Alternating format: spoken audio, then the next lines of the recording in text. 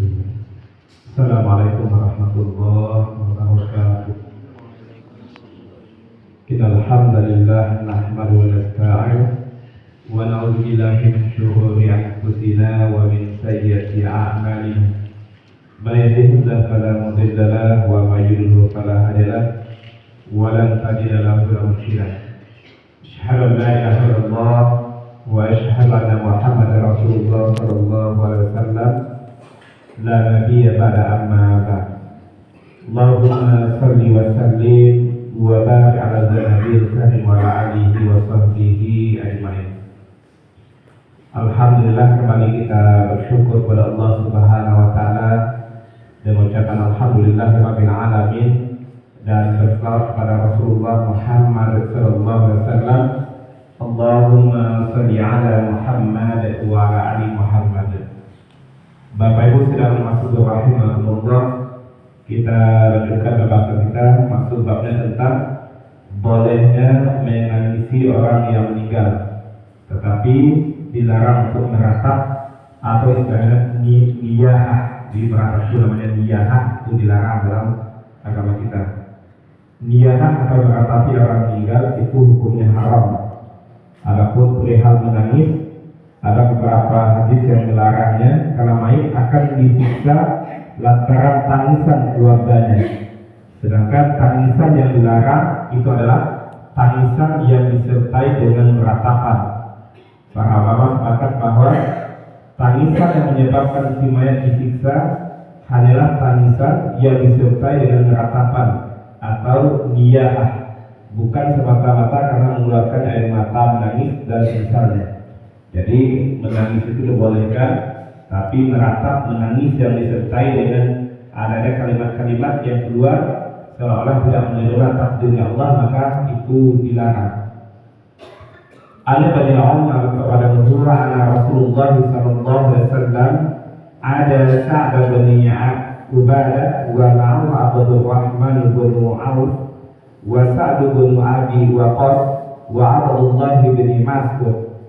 Falamma fakasa Rasulullah SAW, selama ra'al kaumu buka Rasulullah SAW, batu faqal ala tasma'un inna Allah la yu'adzibu bidam'il 'ain wa la bi'udzil qalb walakin yu'adzabu bihadza aw yarhamu wa asyaru ila nisa'i. Muttafaqun alaih. Dari Ibnu Umar bahwasanya Rasulullah pernah menjenguk Sa'ad bin Ubadah. Saat itu beliau ditemani dengan Abdurrahman bin Auf, Sa'ad bin Abi Waqqas dan Abdullah bin Mas'ud. Kemudian Rasulullah menangis.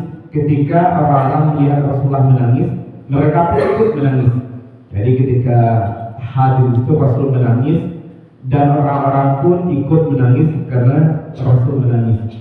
Lalu beliau bersabda, bukankah kalian pernah mendengar bahwa Allah tidak akan menyiksa hanya karena air mata?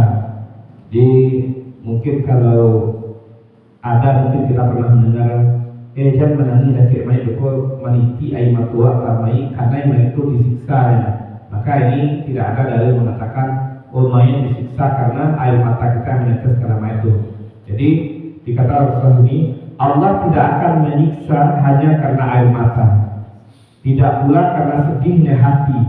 Namun Allah akan menyiksa atau merahmati karena ini. Berarti beliau menjelaskannya, Allah akan menyiksa mayat atau merahmati karena lidah kita. Artinya karena ucapan-ucapan yang keluar dari lidah kita.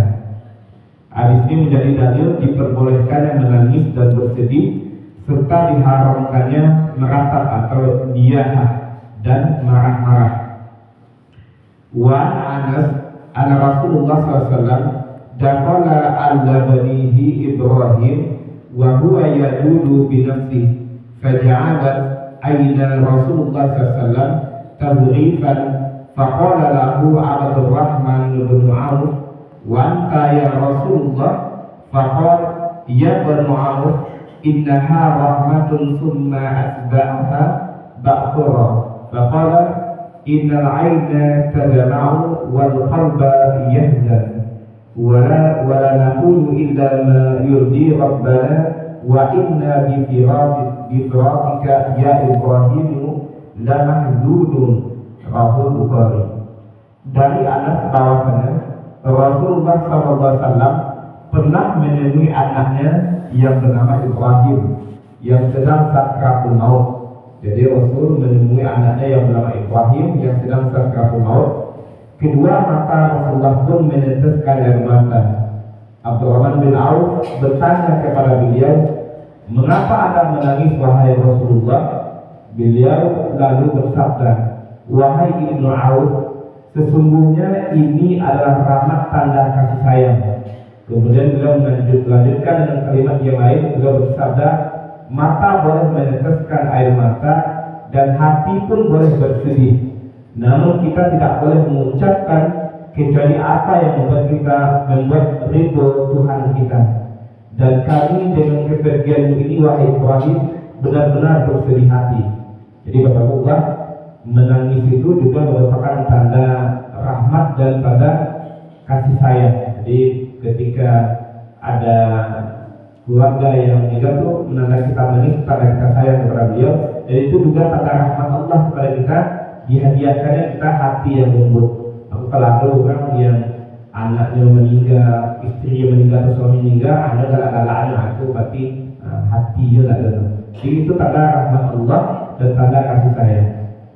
Perkataan perawi yang mengatakan, lalu beliau berkata, "Wahai Ibnu Auf, sesungguhnya dia adalah rahmat." Di dalam tempat yang lain, Ibnu Auf berkata, "Wahai Rasulullah, engkau menangis tapi